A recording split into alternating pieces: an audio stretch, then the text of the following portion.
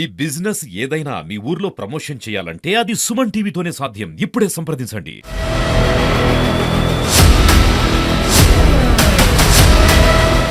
పెహల్గావ్ ఘటనను నిరసిస్తూ భారత్ ఆపరేషన్ సింధూర పేరిట పాక్ ఉగ్రవాద స్థావరాలపై దాడి చేసింది. ఈ నేపథ్యంలో ప్రస్తుతం ఈ ఘటనపై స్పందించేందుకు మనతో ఐకాపా కర్నూలు జిల్లా అధ్యక్షుడు ఎస్పీ మోహన్ రెడ్డి ఉన్నారు. తనతో మాట్లాడి మరిన్ని వివరాలు తెలుసుకునే ప్రయత్నం చేద్దాం.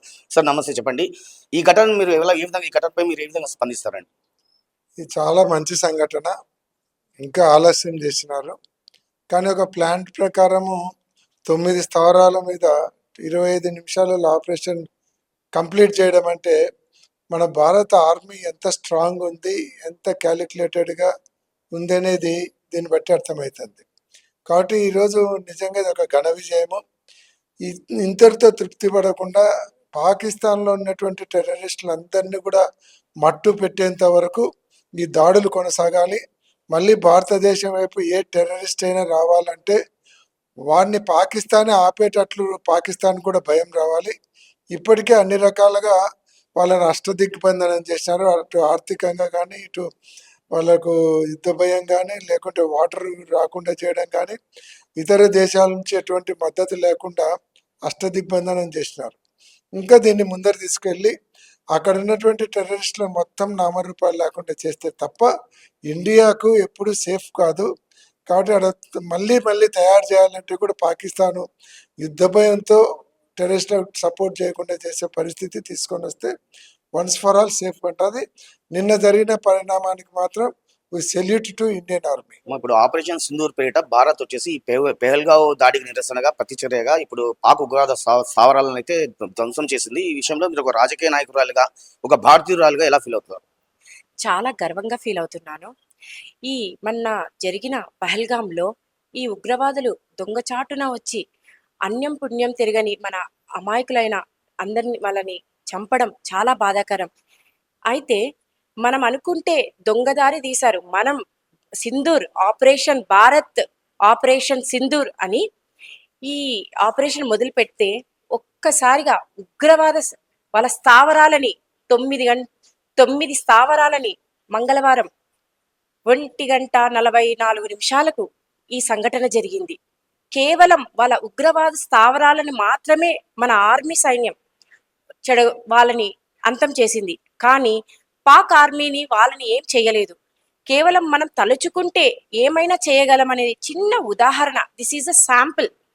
మనం ప్రతి ఒక్క భారతీయురాలు అనుకుంటే ఒక్కొక్కరు ఏదైనా చేయగలరని చిన్న శాంపిల్ చూపించాం. దొంగచాటు దెబ్బతిని అందరినీ వాళ్ళని పిల్లలకి అనాథులు చేసి భార్యాభర్తలకి భర్త లేకుండా చేయడం ఇది చాలా బాధాకరం. మరియు ముస్లిమా హిందువా అని అడిగి మరీ చంపడం ఇంకో బాధాకరం. ఇలా చేయడం మీకు ఎంతవరకు కరెక్ట్ అనేది ఒక విశ్వాసం లేని మనుషులు. మనం ఈ భారత గడ్డ మీద పుట్టిన ప్రతి ఇది మా కన్న తల్లి లాంటిది. ఈ భారత గడ్డ మీద పుట్టిన ప్రతి ఒక్కరూ భారతీయుడు చిన్న పిల్లకాడు నుంచి ముసలి వాళ్ళ వరకు అంతం చూడడానికి సిద్ధంగా ఉంటాం. ప్రతి క్షణం మా జోలికి వస్తే వెనుకాడం. ఇది శాంపుల్గా వాళ్ళు ఈరోజు మన ఇండియన్ ఆర్మీ చేసిన దానికి నేను చాలా గర్విస్తున్నాను. ఎంతో ఇలాంటి ఒక్కసారి అనుకుంటే ఇది ఒక్కసారి కానీ మా కళ్ళు తెరిస్తే ఈ పాక్ అనేది మాత్రం ఉండదు. ఎక్కడికి వెళ్తుందో కూడా మ్యాప్ లోనే ఉండదు. ఆపరేషన్ సింధూర్ పేరిట భారత సైన్యం పాక్ ఉగ్రవాద స్థావరాలపై దాడి చేసిన నేపథ్యంలో మనతో మాట్లాడేందుకు జనసేన నాయకుడు సంధ్య విక్రమ్ ఉన్నారు. తనతో మాట్లాడి ఈ ఘటనపై ఆయన స్పందన తెలుసుకుందాం. సార్ చెప్పండి, ఈ స్థావరాలపై దాడి అన్నది దేనికి సంకేతంగా మీరు భావిస్తున్నారు? ఈరోజు దాడిలో ఉగ్రవాదుల దాడిలో చనిపోయిన వాళ్లకు ఈరోజు భారత సైన్యం ఘన నివాళులు అర్పించిన పరిస్థితులు.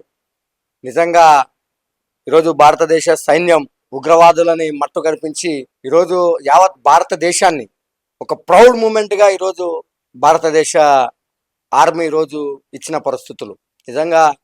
కాబట్టి ఇలాంటి విధానాలు మళ్ళా పునరావృతం కాకుండా భారతదేశ ప్రభుత్వం, ప్రధాని మోడీ గారు తీసుకునే నిర్ణయం అందరం కూడా యావత్తు భారతదేశం హర్షించాల్సిన విషయం.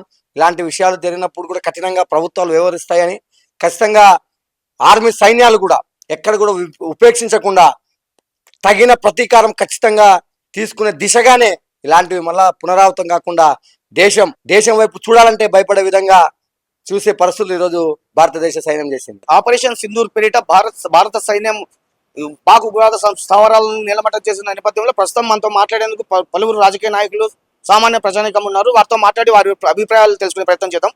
సార్ చెప్పండి, ఇప్పుడు ఆపరేషన్ సింధూర్ పేరుతో పాకిస్తాన్ ఉగ్రవాద స్థావరాలను భారత సైన్యం నిలమట్టం చేసింది. దీనిపై మీరు ఒక భారతీయుడిగా, ఒక రాజకీయ నాయకుడిగా మీ స్పందన ఏంటి? వాళ్ళు కానీ మేము యుద్ధం చేస్తామని ప్రకటించి రామని చెప్పండి. ముందుగా హిందుస్థాన్ జిందాబాద్. పాకిస్తాన్ మేము కానీ హిందుస్థాన్ తలుచుకుంటే పాకిస్తాన్ ఉండేది 2-3 స్టేట్లకు సంబంధించిన జనాభానే. మా హిందుస్థాన్లో 1,140 కోట్ల జనాభా ఉంది. మేము ఉమ్మిలిస్తే వాళ్ళు కొట్టుకుపోయే పరిస్థితి ఉంది పాకిస్తాన్. మీకు శక్తి లేదు, రెవెన్యూ లేదు, ఏమీ లేదు. జలాలు నీళ్ళ జలాలు ఇవ్వాలంటే కూడా మా హిందుస్థాన్ గురించి నుంచే మీరు బతుకుతున్నారు. మీరు యుద్ధం గురించి ఆలోచన చేస్తున్నారు. మేము కానీ మా ప్రధానమంత్రి మోడీ గారు కానీ ప్రతి 140 కోట్ల జనాభాలకు ప్రతి ఒక్కరికి పర్మిషన్ ఇవ్వమని చెప్పండి. ఒక్కొక్కరు పోయి అందరిని పాకిస్తాన్ని నీలమట్టం చేసి పాకిస్తానే పేరే ప్రపంచ మ్యాప్లో పేరు లేకుండా చేసే శక్తి మా భారతదేశంలో ఉన్న ప్రతి భారతీయుడు ఆలోచన చేస్తున్నాడు. మేము ఎందుకంటే సహనం అనేది చూస్తున్నాం. ఎందుకంటే మా మోడీ గారు పెద్దలు ఉన్నారు, వాళ్ళ ఆలోచన చేసి ఏ విధంగా మేము పోవాలా యుద్ధానికి. నిన్న జరిగిన సింధు ఆపరేషన్లో ఇది ఒక ట్రయల్ మాత్రమే. ఇంకా మేము కానీ యుద్ధం అనే మా ప్రధానమంత్రి గారు యుద్ధం కానీ ప్రకటిస్తే పాకిస్తాన్ ఇప్పుడు నేను చెప్పినట్ట ప్రపంచ మ్యాప్లో పాకిస్తాన్ అనే పేరే అనేది లేకుండా పోతుంది. పాకిస్తాన్ అనుకోవచ్చు భారతీయులని ఇట్లా నేలమట్టం చేసినారు అని. మేము అట్లా అనుకుంటే పాకిస్తాన్ అనేది పేరే ఉండదు అసలు. ఇండియా వాళ్ళంతా కలుసుకొని, భారతీయులంతా కలుసుకొని చేస్తే ఆడవాళ్ళు మగవాళ్ళందరం యుద్ధం కోసం కావాలంటే సిద్ధం రెడీగా ఉంటాను. మన భారతీయులు, నేను ఒక మహిళగా నేను గౌరవపడుతున్నాను. మీ మోడీకి చెప్పుకోండి అని ఆ రోజు కనీసం అంటే వాళ్ళు కొత్తగా పెళ్ళి అయ్యి 8 రోజులు కూడా వేయలేదు, వాళ్ళని నేలమట్టం చేసినారు. ముందుగా ఇది షాంపిల్గా వదిలినారు. చూసుకోండి ఇంకా పాకిస్తాన్ ఉంటుందో పోతుందో ఛాలెంజ్ చేస్తున్నాము.